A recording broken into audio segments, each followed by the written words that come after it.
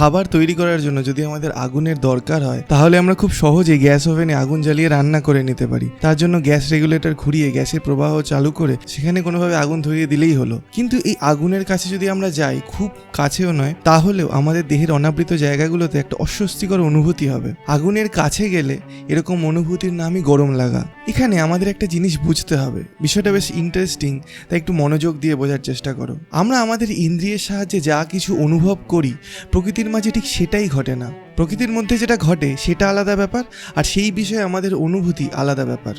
মনে করো তোমার এক বন্ধু আছে যার নাম অমল। তাকে রাস্তায় দেখতে পেয়ে তুমি ডাকলে অমল, সে তোমার দিকে ফিরলো। কিন্তু এর মধ্যে ব্যাপারটা ঘটলো এই যে তুমি চারিদিকে থাকা বাতাসের মধ্যে কতগুলো তরঙ্গ ছড়িয়ে দিলে। অমল কিন্তু সেসব তরঙ্গের কোনো খোঁজও পেল না। যদিও তার কানের পর্দায় বায়ুমণ্ডলের মধ্যে ওটা কতগুলো তরঙ্গ আঘাত করলো ঠিকই, তার পরিবর্তে সে শুধু কতগুলো শব্দ শুনতে পারলো। আর সে জানে তাকে যদি কেউ ডাকে তাহলে ঠিক সেই শব্দগুলোই করবে, তাই সে ফিরে তাকালো। শব্দটা একটা অনুভূতি, তাই সেটা অনুভব করার জন্য আমাদের একটা কানের দরকার। কিন্তু বায়ুমণ্ডলে যে তরঙ্গের জন্ম হয়ে আমাদের কানে যে অনুভূতির সৃষ্টি করলো, তার জন্য আমাদের দিক থেকে কোনো কিছু করার দরকার পড়লো না। এক্ষেত্রে আমার কান কেন, আমি যদি নিজেই না থাকতাম তাও শব্দটা থাকতো। তো এত কিছু ভেবেচিন্তে বিশেষজ্ঞরা সিদ্ধান্ত করলেন যে পৃথিবীতে যা কিছু ঘটে তার দুটো দিক আছে। একটা হলো বাস্তবে যেটা ঘটছে সেটা, আর একটা হলো যেটা ঘটছে তার অনুভূতি। আগুনের সম্পর্কে এই তত্ত্বটা বিশেষভাবে খাটে।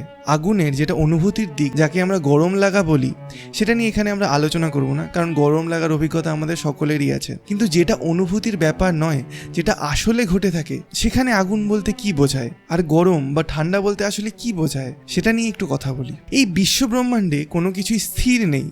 আমরা যদি জগতের সূক্ষ্মতম কোনো কণা বা মলিকিউলকে পর্যবেক্ষণ করতে পারতাম তাহলে দেখা যেত এই কণাগুলো খুব অস্থির অবস্থায় থাকে। কণাগুলোর এই স্বাভাবিক অস্থিরতা বা আন্দোলন নিয়ে আগুনের নাম পেয়েছে। এই আন্দোলন বেশি হলে আগুন বেশি হয়, আবার আন্দোলন কম হলে আগুন কম হয়। কিন্তু কখনো এরকম হয় না যে আন্দোলন একেবারেই বন্ধ হয়ে গেছে। তাহলে কি সব জিনিসই গরম? এর উত্তরে বলতে হয় উষ্ণতাটা আমাদের অনুভূতির বিষয়, সেটা আমাদের নিজেদের বিশেষ অবস্থার উপর নির্ভর করে। এই পার্সোনাল ফ্যাক্টরটা বাদ দিলে দেখতে পারবো সবকিছুর মধ্যেই আগুন আছে। তাহলে শীতলতা আর উষ্ণতার কারণ কি? আমাদের শরীরে বা ত্বকের মধ্যে থাকা কণাগুলো স্থির নেই। যে বস্তুর শীতলতা বা উষ্ণতা পরীক্ষা করছি সেটার কণাগুলোর আন্দোলন যদি আমাদের ত্বকের মধ্যে থাকা কণাগুলোর আন্দোলনের সমান হয় তাহলে সেটা আমাদের কাছে গরম বা ঠান্ডা কোনো কিছুই মনে হবে না। কিন্তু যদি সেটার মধ্যেকার কণাগুলোর আন্দোলন আমাদের ত্বকের মধ্যে থাকা কণার আন্দোলনের থেকে বেশি হয় তাহলে সেটা আমাদের কাছে গরম মনে হবে, আর কম হলে সেটা আমাদের কাছে ঠান্ডা লাগবে। বরফ ঠান্ডা, তার কারণ বরফের কণাগুলোর আন্দোলন আমাদের হাতের কণাগুলোর আন্দোলনের চেয়ে অনেক কম। অন্যদিকে ফুটন্ত জল গরম, কারণ সেটার মধ্যে থাকা কণাগুলোর বেগ আমাদের হাতের মধ্যে থাকা কণাগুলোর স্বাভাবিক বেগের থেকে অনেকটাই বেশি। অতএব উষ্ণতা বা শীতলতা একটা আপেক্ষিক ব্যাপার। তাহলে আগুনের আসল কারণ সেটার মধ্যে থাকা কণাগুলোর মধ্যে চলতে থাকা প্রবল আন্দোলন। সাধারণ অবস্থায় কণাগুলোর আন্দোলন একটা সাম্য অবস্থায় বা ইকুইলিব্রিয়ামে থাকে। যদি কখনো কোনো কারণে এই সাম্য অবস্থা থেকে বস্তুটা একটু এদিক ওদিক হয় তাহলে সেই বাহ্যিক কারণটা সরে গেলে সে আবার নিজেই নিজের সামনে ফিরে আসার চেষ্টা করে। একটা লোহার টুকরোকে গরম করে মানে আগুন দিয়ে তার কণাগুলোকে উত্তেজিত করলে দেখতে পারবো কিছুক্ষণ পর পুরো লোহার টুকরোটাই লাল হয়ে যাবে। এবার এই উত্তেজনার কারণটা মানে আগুনটা সরিয়ে নিলে আবার সেটা আস্তে আস্তে ঠান্ডা হয়ে যাবে। কিন্তু কাঠকয়লার কথা যদি বলি সেক্ষেত্রে এরকম হয় না।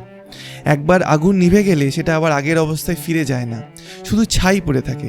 এর কারণ বাকি সব জিনিসের মতোই কাঠে আগুন লাগলেও সেটার মধ্যে থাকা কণাগুলোর গতিও বেড়ে যায়, আর বাড়তে বাড়তে এমন একটা অবস্থায় পৌঁছয় যেখানে বাতাসের অক্সিজেনের সাথে মিশে এই কণাগুলো কার্বন ডাই অক্সাইড তৈরি করার জন্য উপযুক্ত অবস্থা তৈরি হয়। কাঠ বা কয়লা অক্সিজেনের সাথে মিশে যৌগ তৈরি হওয়ার সময় কয়লার অভ্যন্তরীণ শক্তি অনেকটা বাইরে বেরিয়ে আসে এবং সেটার কাছাকাছি থাকা কণাগুলোকে এত বেশি উত্তেজিত করে দেয় যে সেগুলো আবার অক্সিজেন মলিকিউলের সাথে মিশে যায়। এভাবে অনবরত নতুন শক্তি কয়লা থেকে বেরিয়ে শেষ পর্যন্ত কাঠ বা কয়লাকে কার্বন ডাই অক্সাইডে রূপান্তরিত করে বাতাসের সাথে মিলে যায়। আর শেষ পর্যন্ত কাঠ বা কয়লার মধ্যে থাকা কার্বন ছাড়া অন্য যা অজৈব পদার্থ ছিল সেগুলোই ছাই হিসেবে পড়ে থাকে।